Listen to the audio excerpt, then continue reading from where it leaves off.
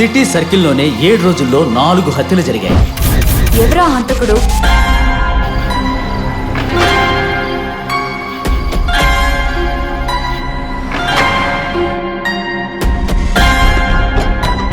అంతకుడు ఇంకా ఎక్కడో దాక్కునున్నాడు.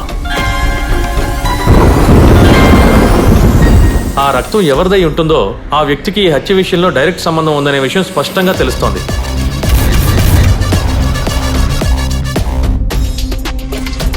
ఒక వారంలో 4 హత్యల, అందులో మీరు వెతుకుతున్న 2 వ్యక్తులు.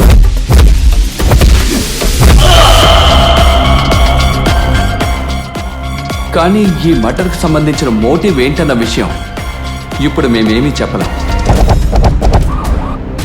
రూబెన్ స్నేహాల హత్య గురించి వీళ్ళు ఇప్పుడెందుకు ఇంత గొడవ చేస్తున్నారు?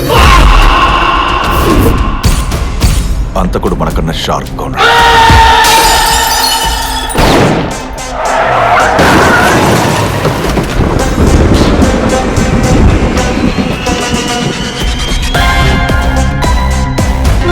ఒక వ్యక్తి ఫింగర్ ప్రింట్స్ దొరికాయి. మర్డర్కి ఉపయోగించిన వెపన్ అది కాదు.